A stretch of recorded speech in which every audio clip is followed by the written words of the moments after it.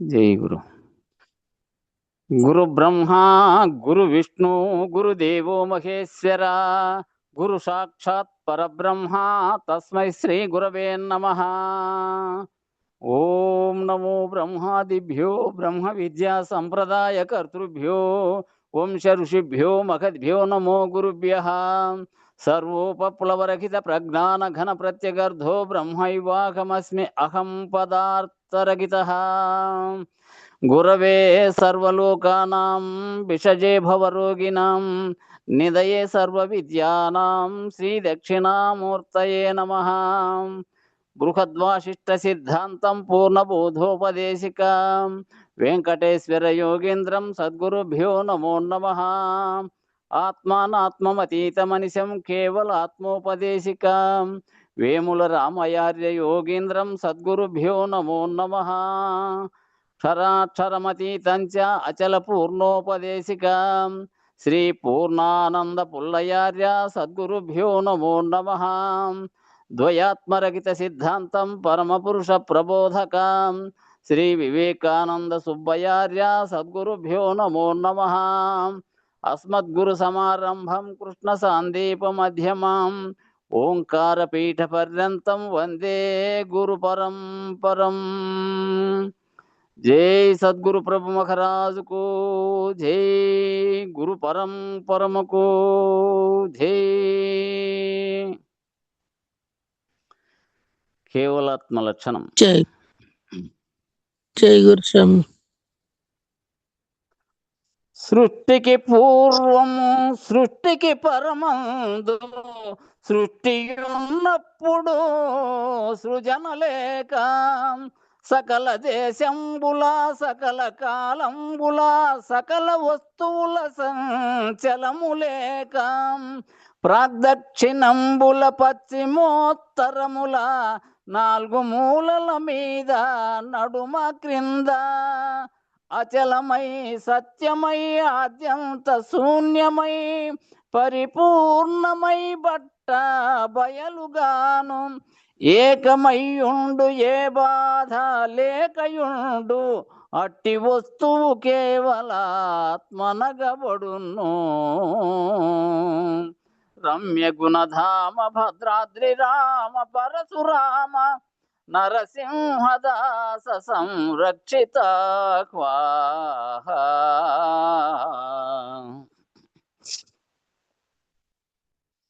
సగుణ నిర్గుణములు సదసత్తులను నిరాకార సాకారములు గానిదేదో క్షేత్రజ్ఞ క్షేత్రములు జీవ జంగంబులు కారణ కార్యములు గానిదేదో పాప పుణ్యంబులు బంధ మోక్షంబులు జ్ఞాన కర్మంబులు గానిదేదో క్షరమక్షరంబులు సత్యమ సత్యముల్ ఖండమఖండముల్ గానిదేదో రాకపోకలు చెప్పంగ రానిదేదో నదియు కేవల పరిపూర్ణమనగనొప్పు. రమ్య గుణధామ భద్రాద్రి రామ పరశురామ నరసింహదాస సంరక్షిత.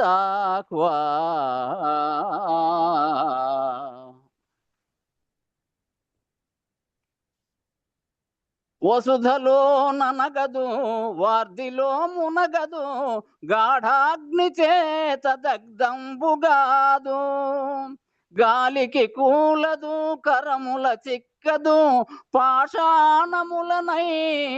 పగిలిపోదు వానకు తడియదు వడగండ్ల నొవ్వదు యస్త్ర శస్త్రంబుల ఖతముగాదు ఎండకు ఎండదు యుండ నీడకు రాదు ఘనపాశములనైన కట్టుబడదు సలికి వనకదు భయముల కులికి పడదు అచలమయ్యుండు పరిపూర్ణమల చరిత.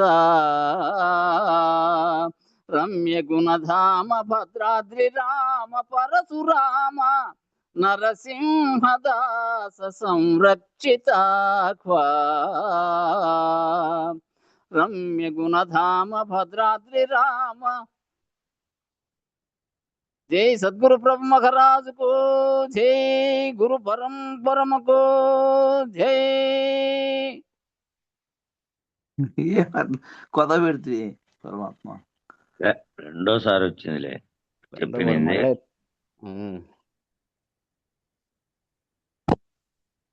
జై గురు, అందరికీ జై గురు.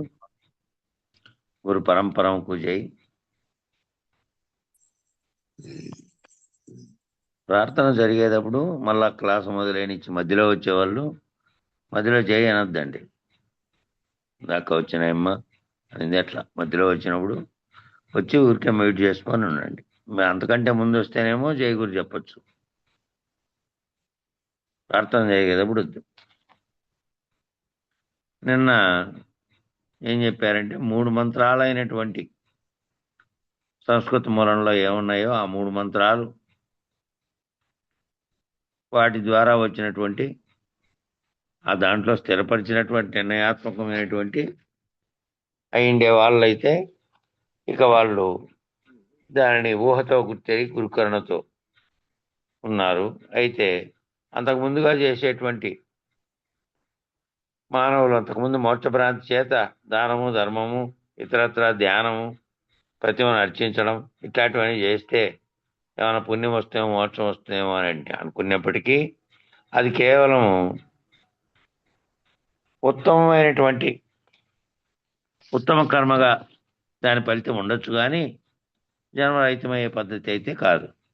జన్మరహితమయ్యడానికి ఏ 3 మంత్రాలు చెప్పి వాటి ప్రకారం చేశారో వాటి గురించి చెప్తున్నారు. ఇప్పుడు ఈ రకమైనటువంటి అప్రతిహతమైనటువంటి సూత్రములను, అప్రతిహతము అంటే ప్రతిహతము అంటే ఎదురు, దానికి ఏది ఎదురు లేనటువంటి సూత్రాలు, ఎదురు లేనటువంటి మంత్రాలు, ఇంకా దానికి ఇంకేమీ ఎదురు లేకుండా ఉన్నటువంటి అట్లాంటి సూత్రాలని సూచనప్రాయంగా వాక్యములుగా స్వీకరించి, ఆ సూచనప్రాయమైనటువంటి వాక్యాలుగా స్వీకరించి ద్వాదశి, షోడశి, పంచదశి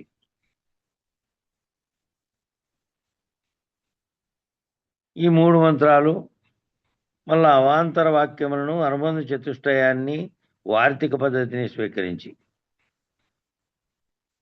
ఈ మధ్యలో ఏవైతే ఉన్నాయో ఆ విచారించడానికి ఏది అంతకుముందు భ్రాంతిగాతో వచ్చినటువంటి వాటి ఉంటే వాటికి సంబంధించిన ఆ వాక్యాలను,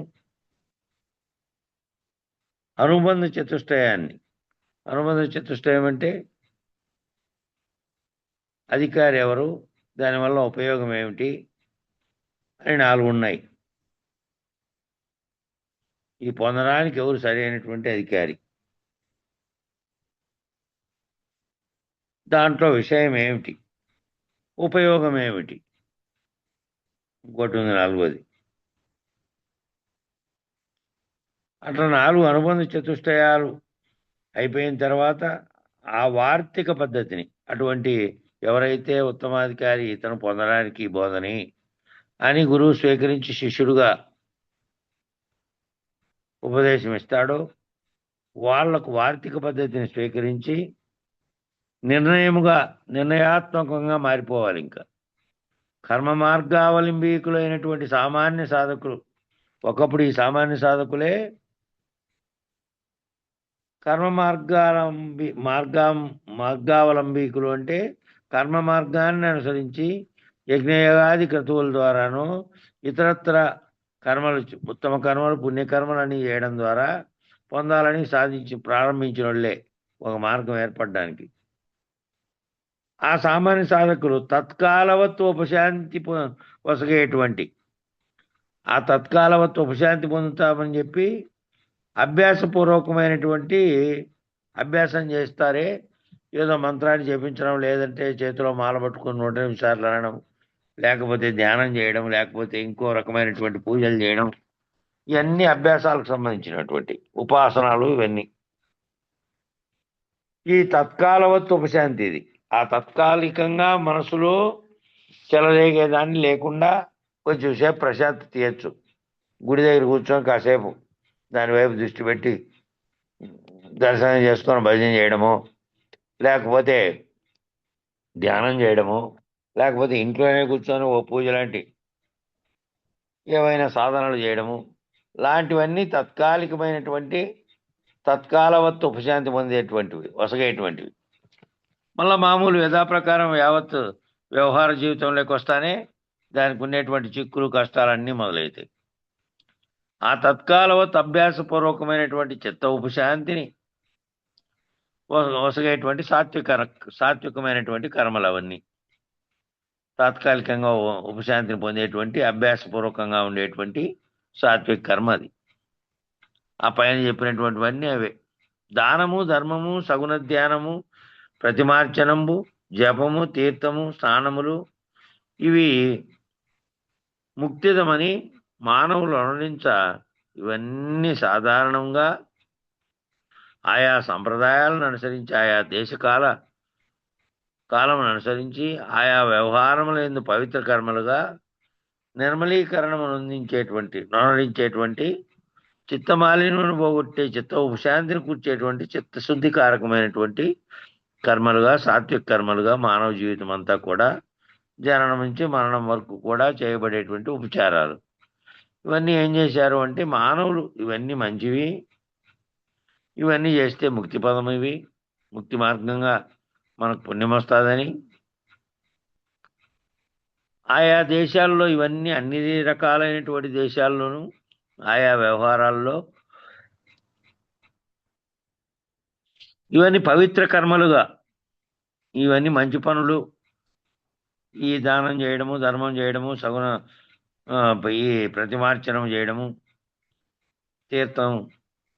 తీర్థాలను చూడడం, అక్కడ స్నానాలు ఆచరించడం, నదుల్లో మునగడం లాంటివన్నీ పవిత్ర కర్మలుగా నిర్మలీకరణం అనలించేటువంటి కొంత నిర్మలం చేయనటువంటి మనసును నిర్మలం చేసేటువంటి చిత్తమాలిన్యమును పోగొట్టి చిత్తంలో అనేక రకాలైనటువంటి ఏవేవో ఆందోళనలు, చింతలు, ఇంకా ఏంటేంటో అన్నీ ఉండేటువంటి వాటిని పోగొట్టి ఆ మాలిన్యం అంతా పోగొట్టి కొంచెం ఉపశాంతిని కలిగించుతుంది అంతే తప్ప ఆ కొద్దిసేపే మళ్ళా వ్యవహార జీవితంలోకి వచ్చి మళ్ళా దాంట్లో పడ్డాడంటే మళ్ళీ ఇతరత్రా ఉండేటువంటిది వదులుకుంటాయి. కాబట్టి చిత్తశుద్ధి కారకమైనటువంటి కర్మలు ఇవన్నీ. ఈ కర్మలన్నీ మనసు చిత్తం చాలా ఆందోళనకరంగా ఉంటే చాలప్ప ఆ పలానా గుడికి వేద్దాం, అక్కడ కూర్చుందాం, లేకపోతే కొన్నాళ్ళు పొద్దున్నే ఈ పలానా ధ్యానం చేద్దాం, ప్రార్థనలు చేద్దాం, ఇవన్నీ చేసేటువంటి. లేదంటే ప్రజలకు దానం చేద్దాం, కాసేపు మనసన్న ఓ రకంగా అవుతుంది, దానం చేయడం వల్ల పుణ్యం వస్తుంది అనేటువంటి చిత్తశుద్ధి కారకమైనటువంటి కర్మలుగా, సాత్విక కర్మలుగా, అవన్నీ సాత్విక కర్మలు. ఇతరత్రా చేసే కర్మలన్నీ దుర్మార్గమైన కర్మలో ఇంకా ఏవైనా చేస్తారే, అవన్నీ రాజస కర్మలు, అహంకారంతో చేసేటి కొన్ని, ఇలాంటివన్నీ. మానవ జీవితం అంతా కూడా జననం నుంచి మరణం వరకు కూడా ఇవన్నీ కూడా చేస్తానే ఉంటారు. అన్ని ఉపచారములు, అన్ని సంస్కారములు, అన్ని ఉపాసనలు, అన్ని వ్రతములు, అన్ని దీక్షలు ఈ సాత్విక కర్మ అనేటువంటి అతిపెద్ద విభజన కింద వస్తుంది. ఇవన్నీ సాత్విక కర్మలే, ఉత్తమమైనటువంటివి అయినప్పటికీ తిరిగి అవన్నీ చేసినందువల్ల దానికి దీర్ఘకాలంలో ఏ ఫలితం ఉండదు. మరో జన్మ పొందే ఉపాధి ధరించే ఉత్తమ కర్మలు చేసినప్పటికీ, దుష్కర్మలు చేసినప్పటికీ ఉపాధి ధరిస్తుంది ఇది. ఆ ఉపాధి ధరించిన తర్వాత ఈ పుణ్యఫలం అనుభవించేకి ఇంకా ఉత్తమమైనటువంటి మార్గం ఉండొచ్చునేమో, కానీ ఈ మొత్తం ఉపాధి లేకుండా చేయగలిగినటువంటి స్థితి అయితే ఉండదు. కాబట్టి వీటి యొక్క లక్ష్యం అభేదత్వమే. ఈ లక్ష్యము అన్నిటి దానిలో లక్ష్యము ఏంటంటే పుణ్యం పొందాలనే భావనే. అభేదత్వం అది అందరికీ ఏమి, ఎందుకయ్యా మంచి పనులని చేస్తున్నావు, ఎందుకయ్యా ఆ గుడికి పోయి చేస్తున్నావు, ఎందుకు ఇక్కడ పోయి కట్టిస్తున్నావు, దాన్ని కట్టిస్తున్నావు, దీన్ని చేస్తున్నావు, దానాలు ఇస్తున్నావు అంటే అన్నిటికీ లక్ష్యం ఒకటే. ఆ లక్ష్యం ఏమిటంటే పుణ్యాన్ని పొందడం, ఉత్తమమైనటువంటి గతులు కావాలి అనేటువంటి పద్ధతిలో జరిగేటివి అవి. కానీ ఈ నడక బహూనాం జన్మనామం తే మానవాం మాం ప్రపద్యతి వాసుదేవ సర్వమితి సమహాత్మ సుదుర్లభ. కాబట్టి ఉన్నది వాసుదేవ వ్యూహమే అనే దృష్టితో చూడగలిగేటువంటి శక్తిని సంపాదించడానికి ఈ కర్మ మార్గావలంబనలు బహూనాం జన్మనామంతే, అంటే ఇన్ని అని చెప్పడానికి వీలు లేనన్ని జన్మలు పట్టవచ్చట. ఈ మార్గాల్లో పోతే ఇన్ని అని చెప్పడానికి, అంటే అటువంటి గురువు దొరికే వరకు ఇవన్నీ ఫస్ట్ బాట, చిన్న బాటల్లో, ముళ్ళ బాటల్లో, కంప బాటలు దాటి, మామూలు బాటలు దాటి, అన్ని దాటి లాస్ట్కు లక్ష్యం చేరుకునేటువంటి పెద్ద రహదారిలోకి చేరాలంటే ఈ మధ్యలో అనేకమైనటువంటి జన్మలు కూడా రావచ్చు. అని చెప్పడానికే వీలు లేనన్ని జన్మలు కలుగుతాయట. ఎందుకంటే ఆ చేస్తున్నటువంటి గతులతో ఏదో ఒకటి ఉత్తమ కర్మ చేసినప్పటికీ, సాత్వికంగా చేసినప్పటికీ, ఏం చేసినప్పటికీ కర్మ ఫలితం అనుభవించడానికైతే జన్మ వస్తుంది. జన్మకు కారణమైన బీజ వస్తువు రహితం చేసుకోకుండా జన్మ రాహిత్యం చెందదు. కాబట్టి ఎన్నో జన్మలు వచ్చి మళ్ళా ఎవరో అటువంటి వాడు ఏ జన్మలోనైనా దొరికే వరకు, దొరికి దాని పుణ్యఫలాల వల్ల దొరికి ఆ మార్గంలో మళ్ళీ దొరికి రక్షించే వరకు అదే మార్గాలు పట్టుకొని పోతూ ఉంటారు. కాబట్టి ఈ ప్రపత్తి అవసరమే. ఎందుకంటే రాజసిక తామసిక మాలిన్యాలను విడిపించడంలో సాత్విక కర్మకి ఎంతో విశేషమైనటువంటి ప్రభావశీలత ఉంది. ఇది కూడా మనిషికి అవసరమే. కానీ ఎక్కడి వరకు అవసరము అంటే, ముందు తనలో రాజసిక తామసిక అంటే అజ్ఞానము, మూఢత్వానికి సంబంధించి, భ్రాంతికి సంబంధించి, మళ్ళా తాను అహంకారానికి సంబంధించి ఏవే ప్రవర్తనలు 2 రకాల గుణాలలో చేస్తాడో, రాజస తామస, ఆ 2 గుణాల మాలిన్యాన్ని తగ్గించుకొని సాత్వికంగా మారడానికి ఉపయోగపడతాయి ఆ రకాలైనటువంటి సాధనలు, చింతనలన్నీ. కానీ ఇది చాలా పెద్ద భూమండలం అంతా ఎయిర్పోర్ట్ లాంటిది. అనేక విమానాలు వస్తూ ఉంటాయి, పోతూ ఉంటాయి. బాగుంది విమానం బాగుంది అని చూస్తూ ఉండడం తప్ప ఏ విమానము ఎక్కడికి చేరాలో అక్కడికి చేరడు. ఇవి చాలా బాగున్నాయని దానిలో చూసి ఆస్వాదించుకుంటూ ఉంటాడంతే. ఆ ప్రయాణం పూర్తి కాదు. చిన్నపిల్లవాడు ఏ రీతిగా ఉత్తమమైనటువంటి ఊహకందనటువంటి జగత్ ప్రపంచంలో వ్యవహార శైలిని కలిగి ఉండి ఆనందపడుతూ తత్కాలవత్తు వ్యవహరిస్తాడో, చిన్నపిల్లవాడు ఏం చేస్తాడు? వాడు ఏం చేస్తాడంటే, వాడు ఉత్తమమైనటువంటిది అనేటువంటి వాడి ఊహకు అందనటువంటి ఓ జగత్ ప్రపంచంలో వ్యవహారాన్ని కలిగి ఉండి వాడు ఆటలతోనో ఊహలతోనో దాంతో ఆనందిస్తూ ఉంటాడు. వాడు తత్కాలవత్తుగా వ్యవహరిస్తూ ఉంటాడు వాడు.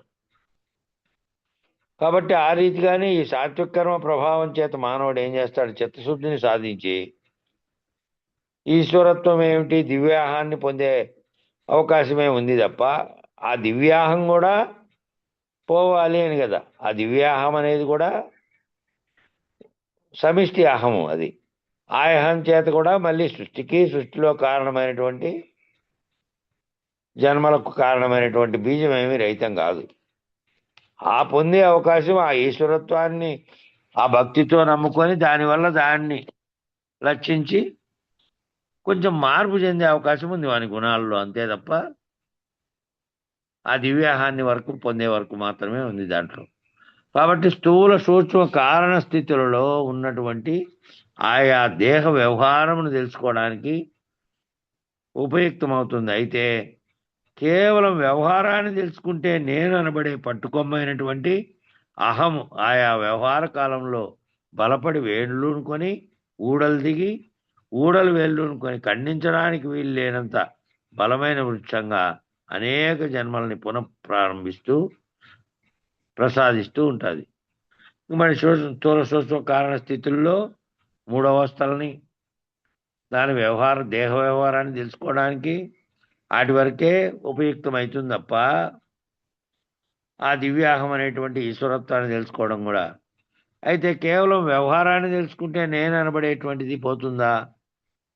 ఆ నేను అనబడే అహము ఆయా వ్యవహార కాలంలో ఆ వ్యవహారం చేసే కాలంలో ఏం చేసినప్పటికీ ఇది నేను చేస్తున్నా, అది నేను చూస్తున్నా, దానికి కారణమైనటువంటి దాన్ని అంతా దాంట్లో తాను అనబడేటువంటి నేను అనబడేటువంటిది పోయి ఆ వ్యవహారం చేసే కాలంలో బలపడి తాను చేస్తున్నాననే కర్తృత్వం చేత వేళ్ళూనుకొని ఊడలు దిగి ఆ ఊడలు వేళ్ళూనుకొని మళ్ళీ ఖండించడానికి వీలు లేనంత బలమైనటువంటి ఒక ఊడ కిందికి దిగిందంటే అది కొన్నేళ్లకు మళ్ళా ఆ వృక్షంతో సమానంగా మళ్ళీ బలమైన దానిగా తిరిగి అది కూడా మొదలవుతుంది కొన్నాళ్లకు. తిమం మరి మనం విస్తరించడానికి కారణం అదే. అన్ని పోతూ ఉంటే ఎవరు అక్కడ గుడి ఉందని ఖండించేవాళ్ళు కాదు కాబట్టి చుట్టూ ఉన్న పొలం లేక కూడా విస్తరించేది. ఎకరాల కొద్దీ అట్లే దాని ఓడలు ఏర్లుగా ఏర్పడిపోయినాయి. మెత్తటి నేల అయినందువల్ల బాగా దానికి అనుగుణంగా ఉండి విస్తరించింది. అట్లా విస్తరించి ఓడలు దిగి ఓడలు బలపడ్డ ఖండించడానికి తీసేయడానికి కూడా వీలు లేనంత బలమైన వృక్షంగా అనేక జన్మలని పునఃపున ప్రసాదిస్తూ ఉంటుంది. ఈ అనేక జన్మలని ప్రసాదిస్తూ ఉంది. ఆ ఏది అంటే ఈ నేను అనబడేటువంటి అహమే. కర్త ఎప్పుడైతే ఉంటాడో ఏ రకమైనటువంటి ఉత్తమమైన పని చేయని, ఏ రకమైన కర్మ చేయని, తాను చేస్తున్నాననే అహంకర్తృత్వం చేత చేసేటివన్నీ ఆ చేసేటివన్నీ కూడా ఏమిటివి అంటే అనేక జన్మలను ప్రసాదిస్తాయి. బలమైన వృక్షంగా మారి అనేక జన్మలను పునఃపునః ప్రసాదిస్తానే ఉంటాయి. అందువలనే ఊర్ధమూలం అవశ్యాకం అశ్వత్థం ప్రాహురవ్యం చందాంసి యస్య పర్ణాని యస్తం వేద సవేద విత్. కాబట్టి విత్ అనబడేటువంటి ప్రకాశ బిందువే విత్ అంటే విత్తనం అనేటువంటి ఒక ప్రకాశ బిందువే మూలముగా ఈ విశ్వమంతా వ్యాపించి ఉంది. ఆ విత్తనం ఏదైతే ఉందో ఆ విత్తనమే దాని మూలంగా దాంట్లో ఉన్న ప్రకాశం మూలంగా ఈ సర్వము విస్తరం అంతా వ్యాపించింది. ఈ జగత్ అనేది కూడా ఈ ఊర్ధమూలం అధశాఖం అంటే దాని మూలమేమో పైనుంది, శాఖలేమో కిందికి ఉన్నాయి. అంటే ఈ జగత్ అనే వృక్షానికి ఎక్కడున్నాయి వేర్లు అంటే వేర్లేమో పైకి ఉన్నాయట తలకిందులుగా. మామూలు భూమి మీద ఉండే చెట్టుకేమో కిందికి ఏర్లు పైకి కొమ్మలు ఉంటాయి. ఈ జగత్ అనే వృక్షానికేమో పైకి వేర్లు, శాఖలన్నీ కిందికి వచ్చినాయట.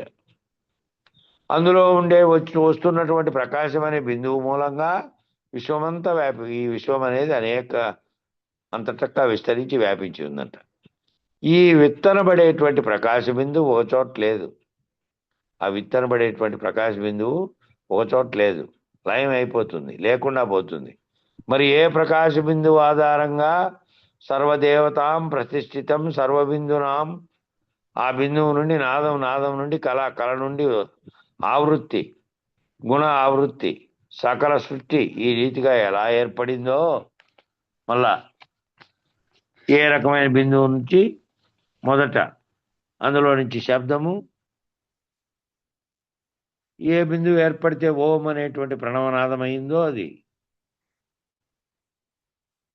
అకార ఉకార మకారములు అనేటువంటి బీజాక్షరాలకు ఆ బిందువు కలిసి ఏ బిందువులో నుంచి నాదం ఏర్పడి నాదం నుండి కళ నుండి ఆవృత్తి, గుణము, గుణాలు, ఆ గుణాల నుండి సకల సృష్టి ఈ రీతిగా ఏ విధంగా ఏర్పడిందో, ఎలా ఏర్పడిందో ఈ లక్షణం అంతా కూడా మళ్ళా నిన్ను బిందు స్థానానికి తీసుకెళ్ళి విడిచిపెడుతుంది. ఆ బిందు స్థానానికి తీసుకెళ్ళి మళ్ళీ విడిచిపెడుతుంది. అక్కడి నుంచి అది కూడా రహితమైపోయి మళ్ళా వెనక్కి లయం అయిపోయి తానే లేకుండా పోయే స్థితి వస్తే తప్ప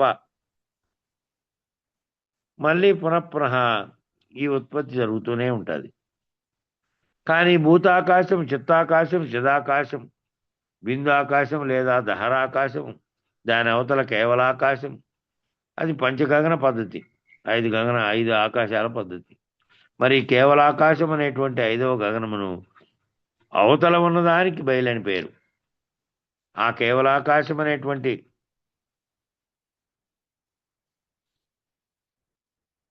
అవతల ఉన్నటువంటి 5వ గగనమునకు, 5వ దానికి అవతల 5వ ఆకాశం, ఈ ఆకాశాలుగా భూమి ఆకాశం కాటి నుంచి మొదలుపెట్టారు. భూతాకాశం అంటే పంచభూతాత్మకమైనది, చిత్తాకాశం అంటే ఈ మనసుతో కూడుకున్నటువంటి చైతన్యంతో కూడుకున్నది. చిదాకాశం, ఏ ఆకాశంలో అయితే ఇవన్నీ కలగడానికి కారణమైనది ఉందో ఈ సంకల్ప వికల్పాలు అవి. బిందు ఆకాశం అంటే మొదటి ఏ దానికి ఉత్పత్తి కారణమై అందులో నుంచి వచ్చాయో అది. లేదా దహరాకాశం, దాని అవతల కేవలాకాశం, దాని అవతల కేవలాకాశంగా ఉన్నది కూడా ఉత్పత్తి చేసేటువంటి ఆకాశమే. కేవల స్థితిలో ఉన్నప్పుడు అంటే ఇంకా సంకల్పం కలిగి సర్వ సృష్టికి కారణభూతమైనటువంటి మిగిలిన పంచభూతాలు ఏర్పడక ముందున్నటువంటి ఆకాశం. ఆ కేవల ఆకాశం మాత్రమే ఉన్నదంటే కేవలాత్మగా మాత్రమే ఉన్నది. మళ్ళా వచ్చినటువంటి అనేకత్వంగా పొందినటువంటివన్నీ మళ్ళా వచ్చినవన్నీ. ఈ పంచగగన పద్ధతిలో మరి కేవలాకాశం అనేటువంటి దానికి ఆవల ఉన్నటువంటి దాని పేరే బయలని పేరు. దానికి ఆకాశం అని దాంట్లో అవకాశం ఇచ్చేది ఏమీ లేదు. అది ఆకాశ లక్షణంలాగా అది కూడా కేవలం బయలులాగా ఉన్నప్పటికీ అంతటా నిండి ఉన్నది అది. దాంట్లో ఇంకో అవకాశం ఇచ్చేటువంటి ఏ వస్తువు లేదు, దానికి ఏ లక్షణము లేదు. అట్లా ఉన్నదానికి బయలని పేరు. దాన్ని సూచించే పనిగా ఏమన్నారంటే ముక్తిదమని మానవులు అనరించ బయలు మాట్లాడదేమి. ఆ ముక్తి ఇదే ముక్తి అని చెప్పి మానవులు దాన్ని అనరిస్తే ఆ బయలేమి మాట్లాడదేమి. బయలేమి మాట్లాడేది కాదు.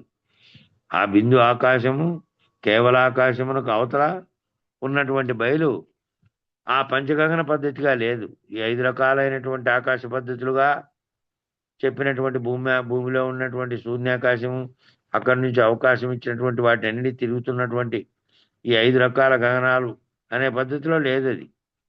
ఇదే ఉపనిషత్తులో కూడా సూచన వాక్యంగా మనకు అందించబడింది. ఘటము పటము మఠము మహదాకాశం కేవలాకాశం. మహదాకాశం అనే దహరాకాశం అని కూడా అంటారు ఆ మహదాకాశాన్ని. ఈ 5 ఆకాశ లక్షణాలను పంచగగన పద్ధతిగా ప్రస్థానత్రయం అందించింది. ప్రస్థానత్రయం అనేది కూడా ఒక వేదాల్లో సమానమైనటువంటి ఒక గ్రంథం. వేదాంత పంచవింశతి, వేదాంత పంచదశి లాగా ప్రస్థానత్రయం అని ముందు సంస్కృతంలో ఒకటి ఉంది. మళ్ళా ఇటీవల 3 రకాలైనటువంటి దానిని రాశాడు కాబట్టి ఆయన ప్రస్థానత్రయం అని పెట్టుకున్నాడు మన బ్రహ్మానంద రెడ్డి. దానికి 3 గ్రంథాలను చేర్చి రాసినటువంటి వ్యాఖ్యానానికి. కానీ ముందు కూడా ఒక ప్రస్థానత్రయం అనే సంస్కృత గ్రంథం ఉంది. దాంట్లో ఇవన్నీ అందించింది. ఈ 5 గగనాలు ఏమిటి అంటే ఒకటే కదా. ఈ 5 ఎక్కడున్నాయి? నిజానికి 5 గగనం అనే విభజన లేనిది. గగనం అనేది ఏమిటి అంటే 5 రకాలుగా నువ్వు వేరువేరుగా చూసినప్పటికీ గగనము అనేది ఆకాశము అనే దానికి మారుపేరు. ఆకాశం అంటే ఏమిటి? ఖాళీగా ఉన్న శూన్య ప్రదేశము. ఆ ఖాళీగా ఉన్నటువంటిది శూన్య ప్రదేశానికి వేరువేరు పేర్లు ఎందుకు పెట్టారు ఈ రకంగాను? కొండలో ఉంటే ఖాళీగా ఉంది కాబట్టి కొండలో ఉన్నటువంటి ఆకాశాన్ని వేరే పేరుగా ఎందుకు పిలిచారు అని అంటే నిజానికి అందులో ఈ అడ్డంకి ఏర్పడి ఏం అడ్డంకి అయితే చుట్టూ గోడ అనేది కట్టావో, గోడ కడితే ఇల్లు అయింది. గోడలన్నీ కట్టి పైన కప్పేస్తే ఇల్లు అయింది. గోడలన్నీ కట్టి ఇల్లు వేసినప్పటికీ పైన కప్పేసినప్పటికీ గోడల మధ్యలో ఉన్న ఖాళీ ప్రదేశము, ఖాళీగా ఉన్న ప్రదేశం అంతా శూన్య ప్రదేశమే కదా. అట్లాగే కొండలో ఉంటే ఖాళీగా ఉన్న ప్రదేశం శూన్య ప్రదేశం. దీనికి ఆ శూన్య ప్రదేశానికి చుట్టూ ఒక ప్రాకారం లాంటిది వచ్చింది కాబట్టి అది మళ్ళా ఘటాకాశం అన్నారు. ఓ ఇల్లు లాంటిది కట్టి దాంట్లో ఉన్నటువంటిది అంటే అది మఠాకాశం అన్నారు. ఇట్లా రకరకాలైన ఆకాశాలు అనేటువంటి 5 రకాలైనటువంటి లక్షణాలు నిజానికి 5 గగనం అనేటువంటి విభజన లేనిది. ఉన్న బయలులో పంచగగన పద్ధతిగా నిరూపించబడుతున్నటువంటి ఎరుక లేనిది. ఈ గగనాలన్నీ ఈ ఆకాశము అవకాశం ఇచ్చినటువంటి దానికి ఒక పరిధి ఉన్నటువంటివి. బయలుగా ఉన్నటువంటి దానికేమో పరిమితి లేదు. సర్వవ్యాప్తం ఈ బయలులోనే ఈ చెప్పేటువంటి 5 రకాల ఆకాశాలు వాటిలో ఏర్పడినటువంటి అన్నీ ఉన్నప్పటికీ దానికి దీంతో ఏమీ నిమిత్తం లేదు, కారణము కాదు. అంతటా దీనంతటా విస్తరించి ఉంది అది. కాబట్టి నిర్ణయించబడుతున్నటువంటి ఎరుక లేనిది కాబట్టి దానిని అవతల దానికి అవతల తత్పరంచావలోకయత్ అనే రీతిగా చాడుతూ వెళ్ళిన వాడికి తానే లేడు. తానే లేడు, ఎక్కడికి లేడు? విచారణ చేస్తూ పోతే తానే లేడు. ఏ ఎరుక చేత ఇవన్నీ గుర్తించాడో ఆ ఎరుక రహితమైతే తానే లేడు. ఎవరైతే చతుర్విధ దివ్యయానములుగా పరిణామం చెంది పరాత్పరం వరకు వెళ్ళారో అక్కడ తానే లేడు. ఎవరైతే ఈ చతుర్విధ పరిణామంగా అట్లా చెంది ఏ రకంగానైనా చెందని, ఇంకా దాన్ని తెలుసుకోవడానికి గురువు చెప్పేటువంటి మార్గాలలో ఆ 4 రకాలైనటువంటి ఉన్నాయని ఆ 4 రకాల దివ్యయానములుగా పరిణామం చెంది అవన్నీ అవుతాడనేటువంటి పద్ధతిలో కాకుండా మామూలుగా ఉన్నటువంటి వాడైతే ఆ శిష్యుడు ఆ గురువు తాను అనుభవపూర్వకంగా ఎలా తెలుసుకున్నారో తెలిపి సాంఖ్యతారక మనస్క పద్ధతి, అది రహితమైనటువంటి పద్ధతి, మహావాక్య విచారణ తర్వాత తాను బ్రహ్మం అనే స్థితిలో నుంచి దాటించే స్థితి ఏది ఉందో అది ఏ పద్ధతిలో ఉంటే ఆ పద్ధతిని అనుగుణంగా ఈ రకంగా మొత్తంగా చెప్పినటువంటి అందరూ కూడా నిర్ణయించబడుతున్నటువంటి ఈ పద్ధతిలో కాలేకపోవచ్చు, వీళ్ళు చెప్తున్నటువంటి ఈ పద్ధతిలో. కాబట్టి పరిణామం ఎట్లా జరుగుతుంది అంటే ఆ చెప్పేటువంటి వాడు పొందేటువంటి జ్ఞానాన్ని బట్టి కొంతమందికి ఆ చెప్పేటువంటి వినేటువంటి జ్ఞానంతోనే అవుతాడు. గురువు ఏమి చెప్పారు, ఏం సూచన చేశారు, ఆ రెండింటినీ పట్టుకొని పోయే వాళ్ళు కూడా ఉన్నారు. ఈ మొత్తం అంతా ఇడిచిపెట్టి ఆ రెండు భావస్థితిలో ఆ భావనలో తాము ఊహలో పొంది ఆ రకంగా ఉండేవాళ్ళు కూడా ఉన్నారు. కాబట్టి దివ్య పరిణామంగా పరిణామం చెంది పరాత్పరం వరకు వెళ్ళారు. పరాత్పరం అంటే పరమునకు పరమైనటువంటి ఈ రకాలుగా 5 రకాలుగా చెప్పినటువంటి ఆకాశాలు వాటిలో ఉన్నటువంటి అన్నిటి దివ్యత్వాలతో సహా అన్ని దాటుకున్నటువంటి వాడు. దాటుకొని తన మనసులో ఏమి ఈ రకమైనటువంటి కేవలం బయలుదప్పు ఇదంతా ఏమీ లేనిది, కేవలం కళ్ళలోకి వచ్చింది, ఇదంతటికీ అందులో స్థానం కానీ ఏమీ లేదు, ఉన్నది అదే ఎప్పటికీ పరిణామ వికారములు లేకుండా అనే స్థితిలోకి ఎవరైతే వెళ్ళి ఆ గురు సూచన చేత తాను ఊహతో ఉన్నదాన్ని గుర్తించి ఇదంతా లేనిదేనని భావన చెందుతారో వాళ్ళకు ఆ విధంగా స్పష్టంగా నిర్ణయం అవుతుంది. అక్కడ తానే లేడు కాబట్టి తానే రహితమైనటువంటి స్థితిలోకి వెళ్తారు వాళ్ళు. ఆ మాటనే ఇక్కడ స్పష్టంగా నిర్ణయంగా కందార్థంలో అందిస్తున్నాడు. ఎరికే లేదు, మాట్లాడేదేమి, ఎరుకుంటేనే మాట్లాడుతున్నావు, ఎరుకుంటే గుర్తిస్తున్నావు, ఎరుకుంటేనే నిన్ను, నీ ముందున్న దాన్ని, నీ చుట్టూ ఉన్నదాన్ని, పైన కింద ఉన్నదాన్ని అన్నింటి గురించి చేస్తున్నావు. నీ ఆలోచన అంతా కూడా, నీ సంకల్పం, నీ వ్యవహారం అంతా సర్వము ఎరుకే. ఎరుకు లేకుండా ఏం మాట్లాడుతావు? ఏమని ఎరుక లేక మాట్లాడేదేమి? గాఢ నిద్రలో పడుకొని నిద్రిస్తూ జగత్తును మరిచి సర్వస్థితులు కోల్పోయినటువంటి నువ్వు ఏమైనా మాట్లాడగలవా? మేల్కొని మళ్ళీ ఎరుకలేకి వస్తే తప్ప, ఎరగబడే స్థితిలోకి వస్తే తప్ప ఏమీ మాట్లాడలేవు. ఎరగబడే స్థితిలో ఏది నిజానికి లేదో, ఏది నిజానికి ఉన్నదో, దేని చేత ఈ సర్వమును గుర్తిస్తున్నామో అది ఆ ఎరుకే లేనిదని ఎరగబడితే, ఉన్నది ఏదో ఎరగబడితే అప్పుడు ఏముంది? మౌన వ్యాఖ్య స్థితమైన వాడు మౌన వ్యాఖ్య స్థితిలో ఉన్నాడు. శరీరం ఉన్నప్పటికీ, శరీరంలో గుర్తించే చైతన్యం తనకి ఇంకా ఉన్నప్పటికీ అది లేనిదని ఇదంతా కలవలే భావించి గురు సూచన చేత రహితం చేసుకున్నటువంటి వాడు ఇక మాట్లాడే పని లేదు. ఇంకా ఎందుకు మాట్లాడాడు? మళ్ళా వచ్చి మాట్లాడి ఇవన్నీ చెప్తున్నాడు. ఎందుకు చెప్తున్నాడు? పరంపరగా అనేక జన్మల్లో మళ్ళీ అందుతున్నా అంటే రాబోయే వాళ్ళు ఎవరైతే తన పాదం పట్టారో వాళ్ళు మళ్ళా వాళ్ళ శిష్యులకు, వాళ్ళు మళ్ళా వాళ్ళ శిష్యులకు ఈ మార్గాన్ని అందించడం కోసం మళ్ళీ లేనెరుకలోకి వచ్చి చెప్పడమే. లేనెరుకలోనే ఆ చెప్తున్నది కూడా లేనిదని తెలుసు, లేనెరుకలోనే చెప్తున్నాడు. ఆ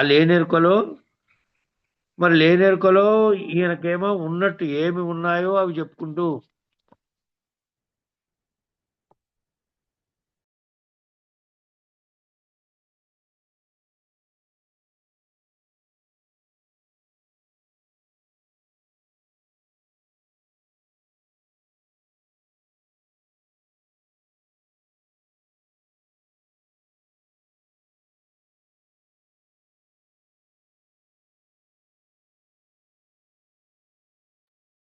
బీట్ అయిపోయిందనా?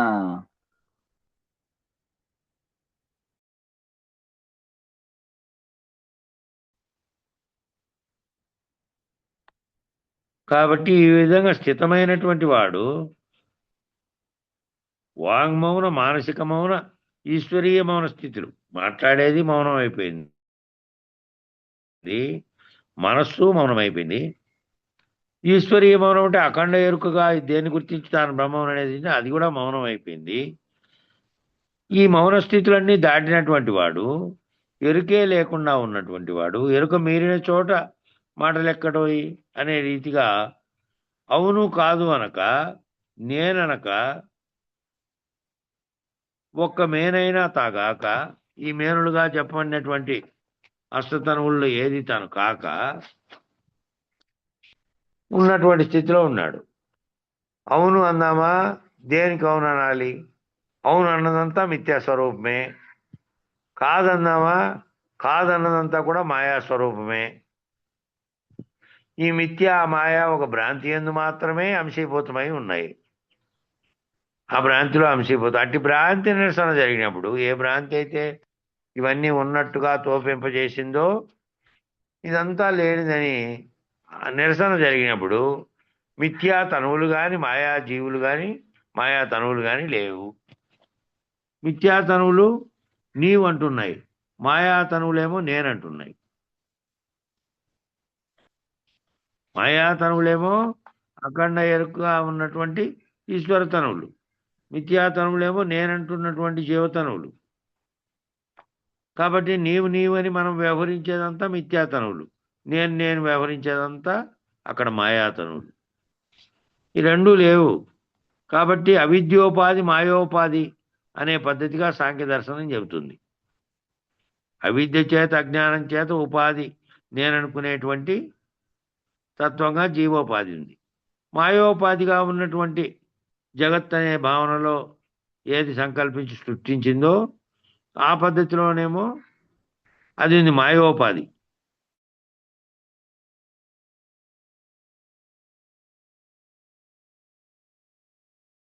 ఈ సాంఖ్య దర్శనం అంతా దీని గురించి చెబుతుంది. ఈ మిథ్యాతనువులని దీని కింద ఉన్నాయి, అవిద్య అనే ఉపాధి కింద. అంటే నీవు అనే లక్షణం అంతా, నేనన్న వ్యవహారము, అహంత యొక్క గొడవంతా ఈశ్వర తనువులుగా మాయాధిష్టాన చైతన్యంగా ఉంది. ఇదంతా ఎక్కడి నుంచి వచ్చిందంటే ఈశ్వర తనువులనే మాయాధిష్టాన చైతన్యం నుంచే వచ్చింది ఈ చైతన్యం కూడా. కాబట్టి నీవనక నేననక, ఒక్క మేనైన తాగాక, నీవని కానీ నేనని కానీ అనకుండా, అంటే నేననే జీవుడికి సంబంధించిన అహము లేదు, అక్కడ ఈశ్వరాహము, అఖండ బ్రహ్మాండం అనేటువంటి అహము లేదు. ఆ నీవని నేననకుండా, ఒక్క మేనైనా తాగాక, ఒక్క మేను కూడా తాను కాకుండా, వాసాంశ జీర్ణాన్ని యథావిహాయ ననాని గృహ్ణాతి నరోపరాని విహాయ జీర్ణాని సంయామి నవాని దేహి అని భగవద్గీత చెబుతుంట. భగవద్గీతలోని శ్లోకం ఇది. ఇది ఉదరించారు. దేహి అనే ప్రతిపాదన చేసింది దేహం. దేహి అనే దేహము, దేహి తెరుగు నెరగాలట. దేహం అనే జడంగా ఉన్నటువంటిది, అందులోకి మళ్ళా ప్రాణ, మనస్సు, బుద్ధి అనేటువంటి వాటికి అధిష్టానంగా ప్రకాశం కలగజేసినటువంటి దేహ అనేటువంటి పురుషుడు ఉన్నాడు ప్రతి దేహంలో. ఆ దేహము, దేహి తెరవు తెలుసుకునే విచారంలోనే సాంఖ్యంలో వచ్చిందంతా అదే. దేహి లక్షణం ఏమిటి, దేహం లక్షణం ఏమిటి, ఏది నీవు కావు అని చెప్పుకుంటూ వచ్చింది. ఇది నీవు కావు, అది నీవు కావని, ఇంద్రియాలన్నీ నీవుగా, శరీరం నీవుగా, ఇందులో ఉన్న నీవు కావని, దీనిలన్నిటినీ నడిపిస్తున్న అధిష్టానంగా ఉన్నటువంటి ఆత్మగా ఉన్నటువంటి దేహి నీవు అని చెప్పింది అది. ఇవన్నీ ప్రతిపాదన చేసినటువంటిది ఎరుక ద్వారా, ప్రజ్ఞ ద్వారా, చైతన్యము విశేషం ద్వారా, అపరావిద్య ద్వారా. కాబట్టి నడకంతా నడిపించే నా వాడికి తెలిసిందట. ఈ నడకంతా ఎవరైతే నడిపించారో, ఎవరైతే ఎవరి ప్రజ్ఞతే కనుక్కున్నారో ఆ నడిచిన వారికి తెలిసింది ఏమని తెలిసింది అంటే ఒక్క దేహియే 84 లక్షల జీవరాశుల్లో దేహాన్ని మారుస్తున్నాడు, దేహాలన్నిటినీ మారుస్తున్నాడు. ఉన్నది ఒక్కటే దేహి, ఆ దేహే ఆత్మగా పరమాత్మగా ఉన్నది. ఆ ఒక్క దేహే అనేక లక్షల 84 లక్షల జీవరాశులన్నీ ఎన్ని ఉన్నాయో అన్ని రకాల జీవరాశుల్లో ఎప్పటికప్పుడు చేస్తున్నటువంటి కర్మలను బట్టి ఉపాధులన్నీ మార్చుకుంటూ ఉన్నాడు. ఏ దేహానికి ఆ దేహి ఉన్నట్టుగా, నేను ఉన్నట్టుగా తోచున్నప్పటికీ, ఏ దేహానికి ఆ దేహం నా ఆత్మ చెబుతోందయ్యా, నాకు తెలుసు, నీ ఆత్మను అడుగు, ఇట్లా మాట్లాడుతుంటారు. నీ ఆత్మ నా ఆత్మ అని. వేరువేరు దేహాలకు వేరువేరు ఆత్మలు ఉన్నట్లుగా తోచుతున్నప్పటికీ వేరువేరు మనసులే ఉన్నాయి అంతే. ఆ మనసులకు అధిష్టానంగా ఉండి ప్రకాశమిస్తున్నది ఒక్కటే ఉన్నది. కానీ దాన్ని కూడా ఎవరెవరు వాళ్ళ దేహంలో అది ఉన్నట్టుగా భావించి అట్లా తోస్తున్నప్పటికీ అది అవిద్య అధిష్టానమైనటువంటిది, అవిద్యగా ఉన్నటువంటి అధిష్టానంగా ఉన్నటువంటిది, మిథ్యా అధిష్టానం. ఈ జగత్తంతా మిథ్యా అధిష్టానం. మాయా అధిష్టానమేమో బ్రహ్మాండమంతా తన్మాత్రై కేవలం వస్తుమద్రహితం తద్రహితం సర్వశూన్యం వివర్జితం. అంటే జగత్తుకు అధిష్టానం మిథ్య, బ్రహ్మాండానికి అధిష్టానం మాయ. జగత్తుగా కనబడుతున్నటువంటి దేహాలతో కూడుకున్నటువంటి అన్నిటికీ అధిష్టానంగా ఉన్నది ఓ మిథ్య, లేకనే ఉన్నట్టుగా తోచినటువంటి మిథ్యా ప్రపంచం. బ్రహ్మాండానికి అధిష్టానంగా ఉన్నదేమో మాయ. ఆ మాయ చేతనే మాయ అనేది కలిసి తన్మాత్రలతో గుణాలతో కూడి కార్యరూపంగా ధరించినటువంటి విశ్వంగా చూపించినటువంటి స్థితిలో అది మాయగా ఉంది. బయలు యొక్క నిర్ణయాన్ని ఇలా చెప్తున్నారు. ఆ నిర్ణయం ఎరిగిన వారికి, ఆ రీతిగా ఉన్నవాడికి ఉన్నదున్నట్లు ఉండజూసి, ఉన్నవాడెవడో అట్టి దేశకునకు మిథ్యా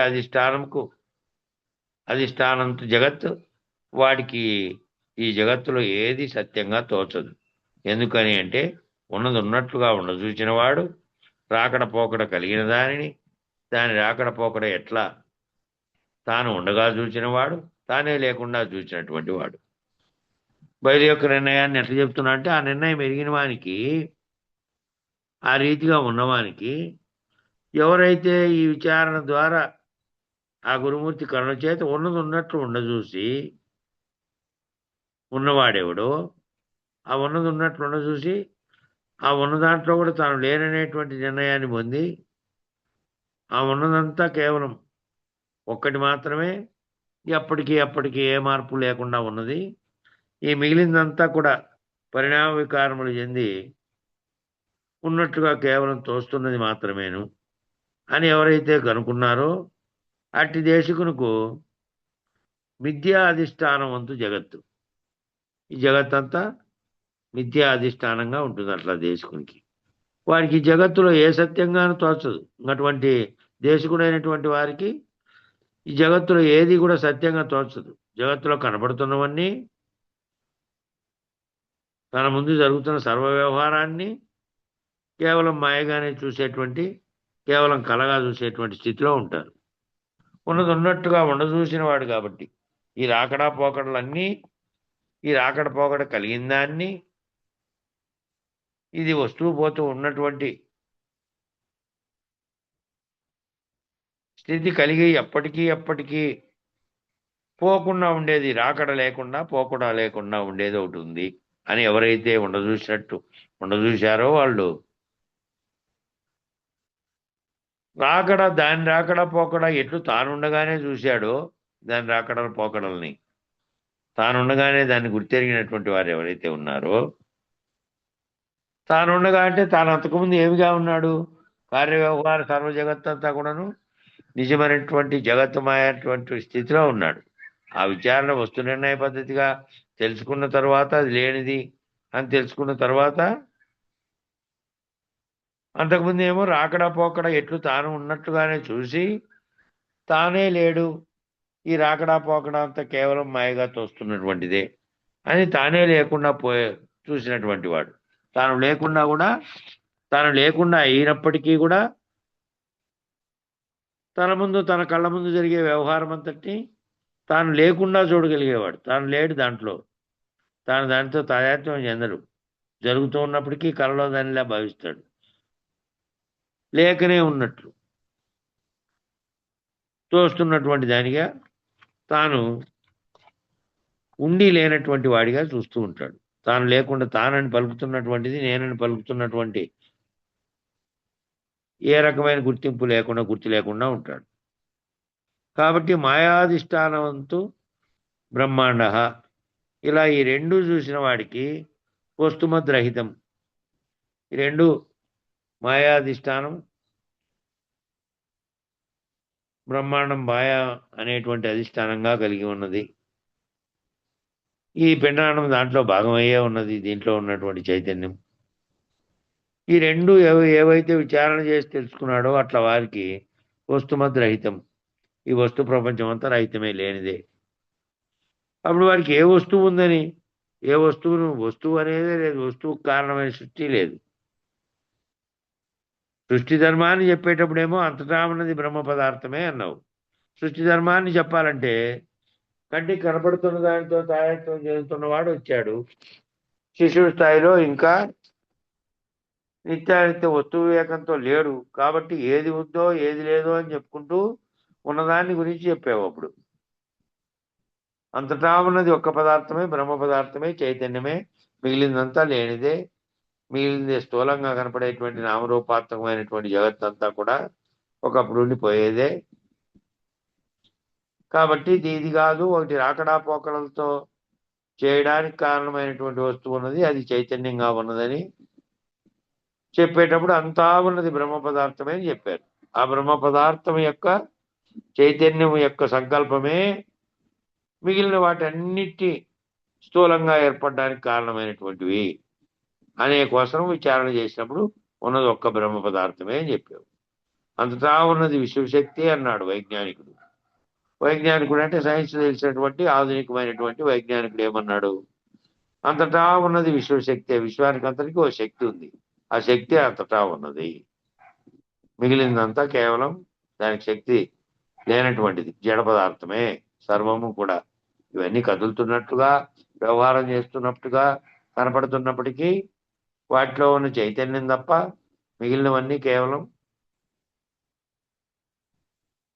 జడమైనటువంటివే. కాబట్టి విశ్వశక్తి అనేది ఒక విశ్వశక్తి ఉంది, ఆ శక్తి వల్ల నడుస్తోంది అని అంటారట వైజ్ఞానికుడు. ఏ తేడా ఉంది? భాషాభేదమే కదా. దానికి దీనికి అర్థం ఏమిటి?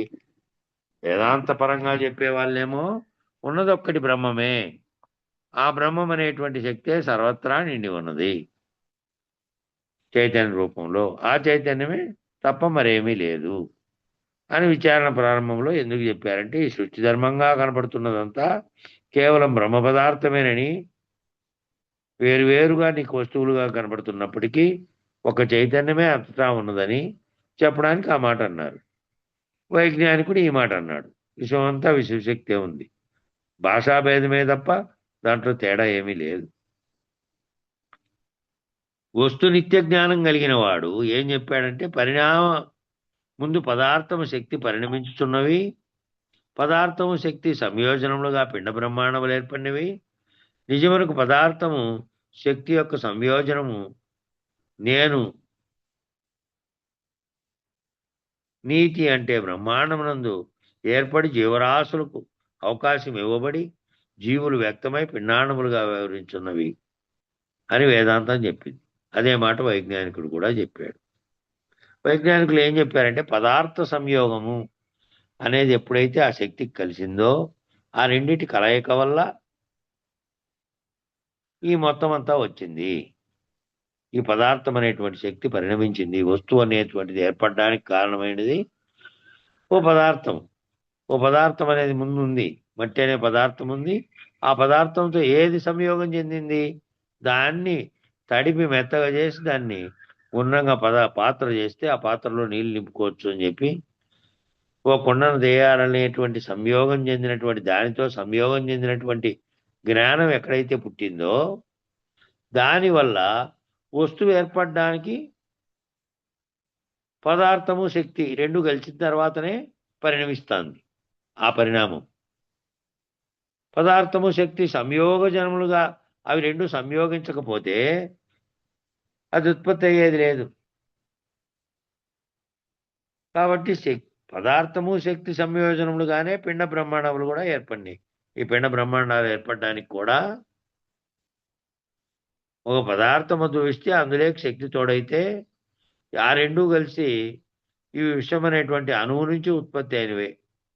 అందులో సంకల్పించినది ఒకటైతే ఆ పదార్థ శక్తిగా ఉన్నటువంటి దాంతో ఈ సంకల్పించింది పోయి సంయోగం చెంది ఏర్పడింది. నిజానికి పదార్థం శక్తి యొక్క సంయోజనం, పదార్థము ఆ శక్తి యొక్క సంయోజనమే నేను నీతి అని పడింది. నిజానికి ఆ పదం ఏమి ఇక్కడ కుదరలేమని నీవు అనే పదానికి బదులుపడిందో ఏమో. అంటే బ్రహ్మాండం ముందు ఏర్పడి జీవరాశులకు అవకాశం ఇవ్వబడి నేననేటువంటిదేమో జీవరాశులుగా, తాననేటువంటిదేమో అక్కడ పైన బ్రహ్మాండముగా ఉన్నటువంటి శక్తిగా ఏర్పడి వీటన్నిటికీ అవకాశం ఏర్పడి మళ్ళా జీవులు వ్యక్తమై పిండాండముగా వ్యవహరిస్తోంది అని వేదాంతం కూడా చెప్పింది.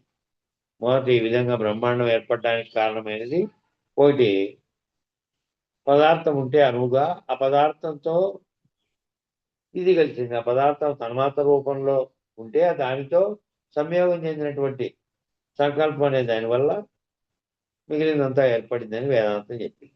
ఇదే మాట వైజ్ఞానికుడు కూడా చెప్పాడు, కానీ భాష వేరే, పదం వేరే వాడాడు అంతే. మూలంగా పోతే వీళ్ళు ఎట్లా చెప్పారో వాళ్ళు కూడా అట్లే చెప్పారు, సైన్స్ వాళ్ళు కూడా. కాబట్టి ఇక్కడ ఒక ఇంగ్లీష్ వాక్యం ఉంది, వ్యాఖ్యానం ముందు మొత్తం చదివి మళ్ళా కింద దానికి అర్థం ఇచ్చారనేది చూద్దాం. There is only matter and energy.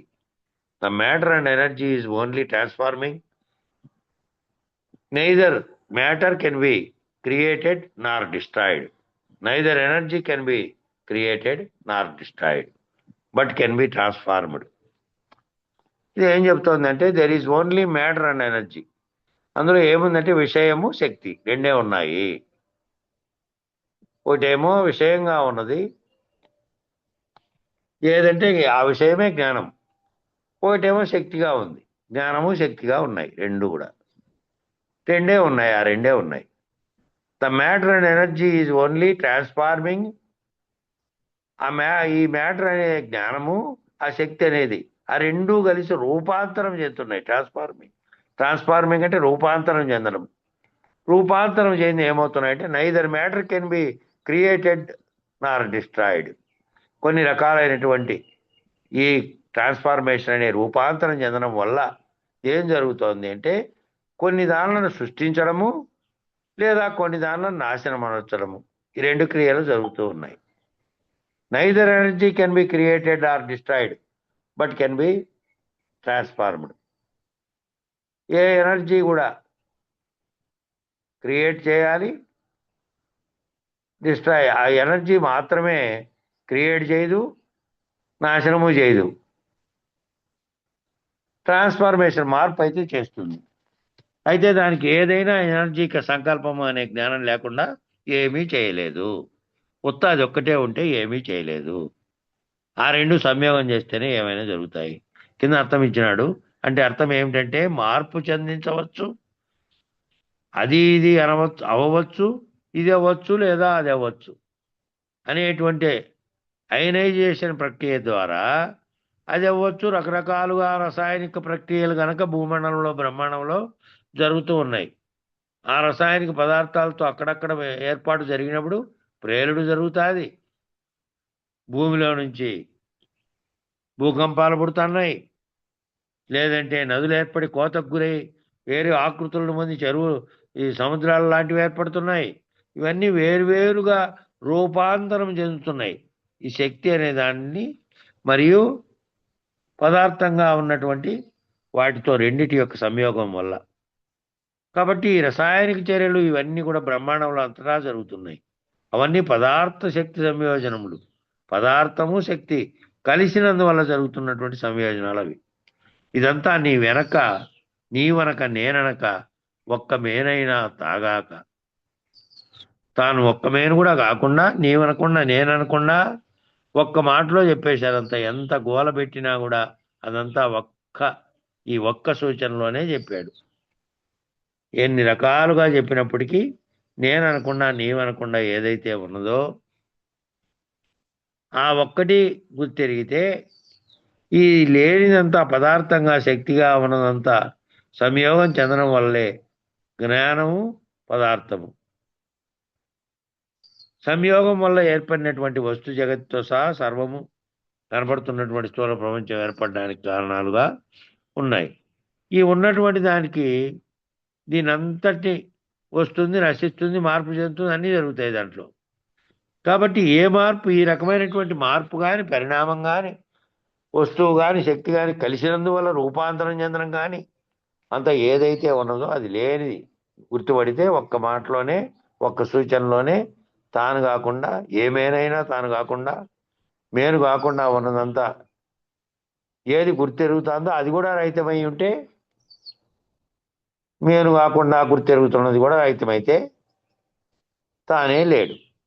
మితిమీరి ఉన్నది దాని అవతల, అంటే మితి అంటే ఆవరణ, మీరి ఉన్నది అంటే ఆవరణ రహితమై ఉన్నది. మాట్లాడేదేమి, అది మాట్లాడేది లేదు. మాట్లాడే స్థితి అంతా ఆవరణకు దిగువనే ఉంది, ఆవరణ అవతల లేదు. బిందు ఆకాశంలోనే నిశ్శబ్దం ఉంది. దాని అవతల కేవలము, దాని అవతల బయలు, ఎరుకే లేదు. ఇంకా మాట్లాడేదేమి, దాని అవతలంతా ఏమీ లేదు. ఇదంతా ఆవరణలోనే ఉంది. ఆవరణను దాటి నిరావరణ స్థితిని తాను పొందితే సూచన ద్వారా తాను ఆ స్థితిలోకి ఇంకేమీ లేదు, పరిధిలే లేవు. ఆ పరిధిని అధిగమించడం అనేటువంటి మహనీయుడు, అట్టా కేవల ఆకాశ పరిధిని అధిగమించినటువంటి మహనీయుడు బయలు స్థితి అది నిలిచి ఉన్నవాడు మాట్లాడాలంటే ఆకాశం దిగి రావాలి, ఆకాశంలోకి దిగి రావాలి. మళ్ళీ ఆకాశం అంటే ఆవరణ స్థితిలోకి రావాలి. అధిగమించినటువంటి మహనీయుడు ఎక్కడున్నాడంటే బయలు స్థితి అందు తాను నేను అనేది లేకుండా ఈ ఆవరణం అనే దాని రహితమైనటువంటి ఆవరణంలో కనపడుతున్నదంతా మాయా మిథ్యా జగత్తుగా భావన చెంది ఉన్నాడు. ఆయన మాట్లాడాలంటే ఏం చేయాలి? ఆకాశంలోకి రావాలి. భూతాకాశం, చిత్తాకాశం, చిదాకాశముల పరిధి అందు ఉన్నవాడే దిగి రావడం కష్టం. అటువంటిది కేవలం అధిగమించి మితిమీరినటువంటి దేశకేంద్రుడి దిగివచ్చి మాట్లాడేదేమి, ఎరికే లేదు అని నిర్ణయించాడు. కాబట్టి ఎరికే లేని స్థితిలో ఉన్నాడు. ఈ అన్ని ఆకాశ పరిధులని దాటి ఉన్నాడు. ఎవరో ఆయన బాధం బట్టి మళ్ళీ వస్తే ఆయన కూడా లేని ఎరుకలేకొచ్చి ఇది లేనిదేనని ఆయనకి తెలిసినప్పటికీ ఈ పాదం పట్టిన ఆయనకి తెలియదు కాబట్టి ఆ ఏమేమి ఉందో చెప్పుకుంటా పోయి మళ్ళీ తాను లేనటువంటి స్థితిని ఎరిగించే స్థితికి పోయినాడు. కాబట్టి ఆయన మాట్లాడేది లేదు, ఎరికే లేదని నిర్ణయంగా చెప్పాడు. వీటికి సరిపోయింది, ముగిద్దాము.